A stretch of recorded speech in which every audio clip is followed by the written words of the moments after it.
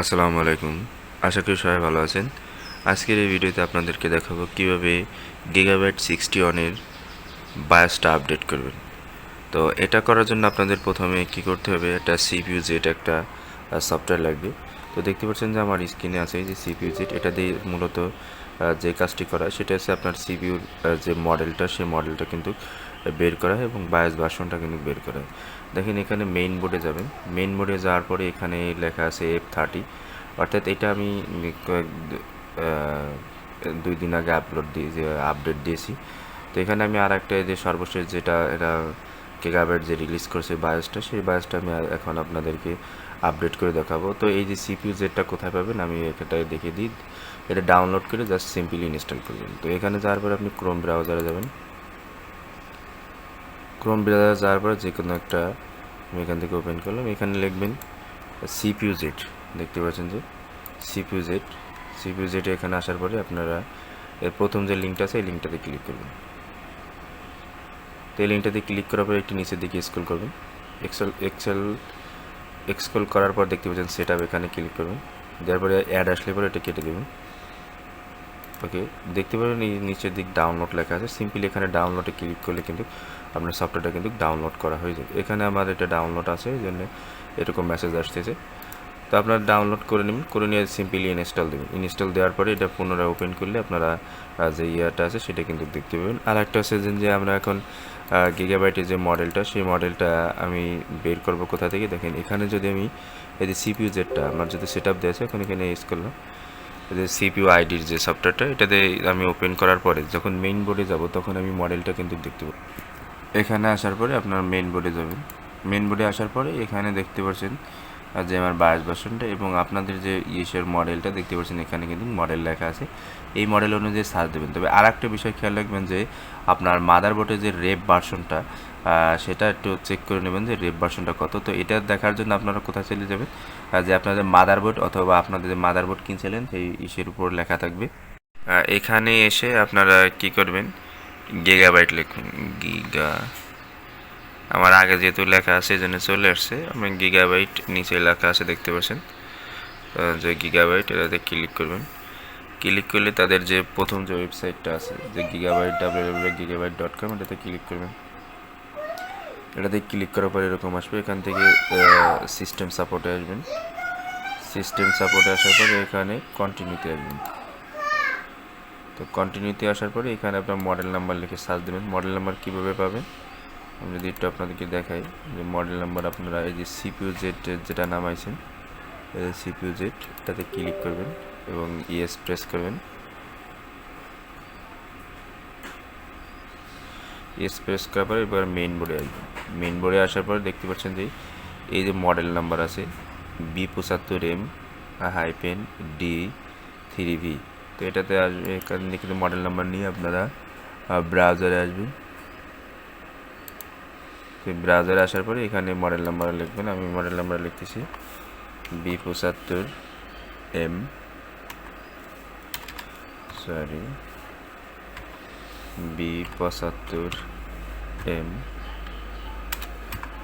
Hyphen তারপরে আমাদের হলো D3V লেখার পরে এন্টার প্রেস করব।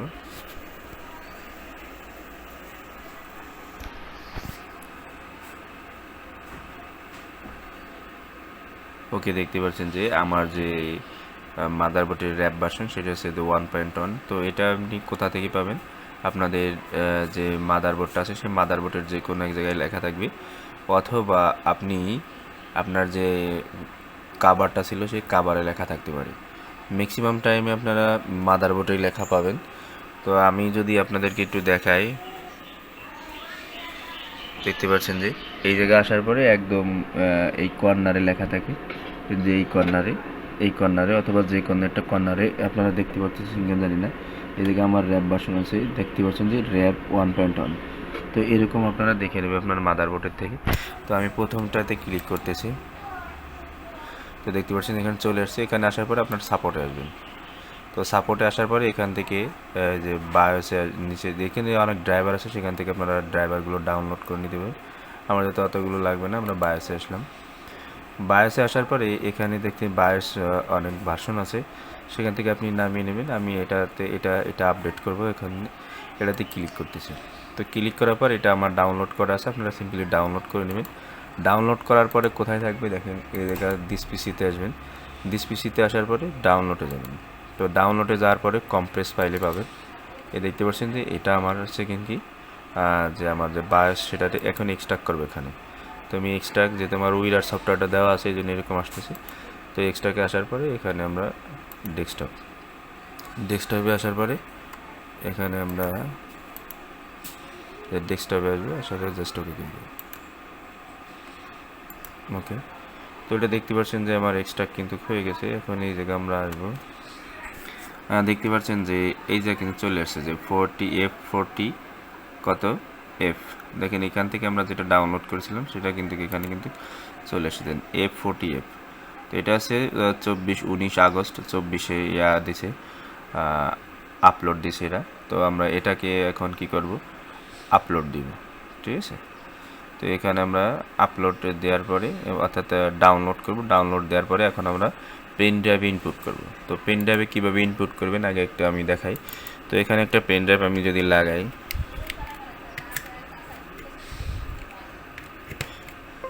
তো পেন ড্রাইভটা আমি লাগালাম, দেখতে পাচ্ছেন যে এখানে কিন্তু আমার কি আছে, দুইটা আছে 14 জিবি এবং একটা আছে 13 এমবি মানে 23 এমবি। তো এখানে আপনারা যে কাজটি করবেন, এখানে ফরম্যাটটা দেবেন হলো ফ্যাট ফরম্যাটে। এখানে আসার পরে দেখতে পাচ্ছেন যে আমার ফ্যাট ফরম্যাট আছে, এখানে যদি NTFS থাকে তাইলে কিন্তু হবে না, আপনারা ফ্যাটে করে নেবেন। তো আমরা ফ্যাটে নেওয়ার পরে জাস্ট এখান থেকে স্টার্টে ক্লিক করে জাস্ট ওকে, দেখতে পাচ্ছেন যে আমার এটা ফরম্যাটটা কিন্তু হয়ে গেল। আর আপনারা যদি ফ্যাট বাদে অন্য কোনো ফরম্যাটে করেন সেই ক্ষেত্রে কিন্তু আপনার যে পেন ড্রাইভটা সেটা কিন্তু পাবে না, ঠিক আছে। তো আমি এটা নিয়ে নিলাম এখান থেকে, ওকে। নেওয়ার পরে এখন আপনার কাজ হচ্ছে যে পেন ড্রাইভটা রিস্টার্ট মানে কম্পিউটারটা রিস্টার্ট দিবেন। তো আমরা কম্পিউটারটা রিস্টার্ট দিই। তো এখানে আসার পরে এখানে রিস্টার্ট বাটনে আসবেন, আসার পরে রিস্টার্ট, এটাতে রিস্টার্ট দিবেন। তো রিস্টার্ট দেওয়ার পরে আমরা ইন বাটন কিবোর্ডের থেকে ইন বাটন প্রেস করবেন। দেখতে পাচ্ছেন যে ইন বাটন, এখান থেকে আমরা ইন বাটন প্রেস করতেছি, ওকে। ইন বাটন প্রেস করার পরে এখানে চলে আসবে কিউ ফ্ল্যাশে, আসার পরে ইন্টার প্রেস করবেন। এখানে দেখতে পাচ্ছেন যে প্রথমে আমার পেন ড্রাইভটা আছে, তো এটাতে আমরা সিলেক্ট করে দিলাম। দেখতে পাচ্ছেন এটা হচ্ছে আমার বায়োস, তো বায়োসটা দিলাম।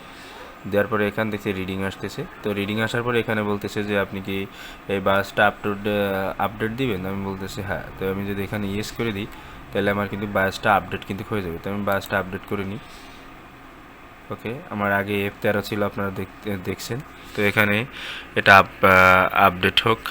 আর এটা করার সময় অবশ্যই আপনারা পাওয়ার সাপ্লাইটা ঠিকঠাক মতো লাগিয়ে নেবেন। আর যেই সময় কারেন্টটা থাকবে সেই সময়, যে সময় কারেন্টটা যাবে না সেই সময় আপনারা এই বায়োসটা আপডেট দিবেন। আর না থাকলে ব্যাকআপ যে ইউপিএসটা লাগিয়ে নেবেন। যদি বায়োস আপডেটের সময় কারেন্ট চলে যায় তাহলে আপনার মাদারবোর্ডে সমস্যা হতে পারে। এই জন্য আপনারা যেই টাইমটায় কারেন্টটা থাকে সেই টাইমটায় কিন্তু আপনারা বায়োসটা আপডেট দিবেন। দেখতে পাচ্ছেন যে আমার বায়োসটা প্রায় আপডেট প্রায় কমপ্লিট। আর আমার যে মাদারবোর্ড সেটা হচ্ছে Gigabyte 61 মাদারবোর্ড। তো মাদারবোর্ডে আমি দেখালাম যে পেন ড্রাইভ দিয়ে আপনারা কীভাবে বায়োসটা আপডেট দিবেন। এভাবে আপনারা নিজেদের পিসি বা মাদারবোর্ডের যে বায়োসটা সেই বায়োসটা কিন্তু আপডেট দিতে পারবেন। আর যেই টাইমটা আপনাদের কারেন্টটা যাবে না সেই টাইমটা চুজ করার চেষ্টা করবেন, কারণ বায়োস আপডেট দেওয়ার সময় যদি কারেন্ট চলে যায় অনেক সময় মাদারবোর্ডের প্রবলেম হতে পারে। দেখতে পাচ্ছেন যে আমার আপডেট প্রায় কমপ্লিট। আর আমার ভিডিওটা ভালো লাগলে অবশ্যই লাইক, কমেন্ট, শেয়ার, সাবস্ক্রাইব করে আমার চ্যানেলের পাশে থাকবেন। দেখতে পাচ্ছেন যে আমার বায়োসটা কিন্তু আপডেট হয়ে গেছে। তো আপডেট হয়ে যাওয়ার পরে কিছুক্ষণ লোড নিছে, তো ভেরিফাই হচ্ছে। তো ভেরিফাই হওয়ার পরে এটা কমপ্লিট 3 সেকেন্ডের ভিতরে কিন্তু এটা আমার রিসেট নেবে। তো 3 সেকেন্ডে রিসেট নিছে এবং এটা অফ হয়ে গেছে। অফ হয়ে যাওয়ার পরে এখন কি করবেন, আপনি আবার কম্পিউটারটা চালু, দেখতে পাচ্ছেন যে রিসেট নেওয়ার পর কম্পিউটারটা আবার মানে অটোমেটিক কিন্তু চালু হচ্ছে।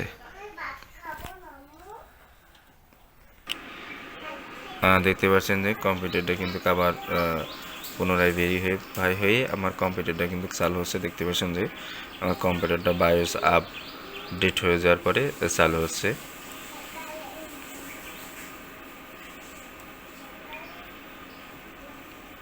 ওকে, দেখতে পাচ্ছেন যে আমার বায়োসটা কিন্তু আপডেট হয়ে গেছে। তো এখন আমরা চেক করব যে বায়োসটা আপডেট হয়েছে কিনা। দেখেন সিপিইউ জেটে যদি যাই, আমার আগে ছিল F13, এখন কত আসে সেটা কিন্তু আমরা এখন চেক করব। তো এখানে আসার পর দেখি মেইন বোর্ডে দেখতে পাচ্ছেন যে আমার বায়োসটা কিন্তু আপডেট হয়ে গেছে, এবং বায়োসটা কবে আপলোড বা তারা আপলোড করছিল সাইডে সেটা কিন্তু এখানে চলে আসছে। এইভাবে কিন্তু আপনারা আপনাদের মাদারবোর্ডের বায়োসটা কিন্তু আপডেট করে নিতে পারবেন। তো আপডেট করার সুবিধা হচ্ছে যে আপনার মাদারবোর্ডে যদি কোনো প্রকার সমস্যা থাকে সেই সমস্যাটা কিন্তু সমাধান হয়ে যাবে। আর সর্বশেষ আমার এই ভিডিওটা যদি আপনাদের কাছে ভালো লাগে অবশ্যই লাইক, কমেন্ট, শেয়ার, সাবস্ক্রাইব করে আমার চ্যানেলের পাশে থাকবেন। পরবর্তী ভিডিওর আমন্ত্রণ জানিয়ে আজকের ভিডিও এখানে শেষ করছি। আল্লাহ হাফেজ।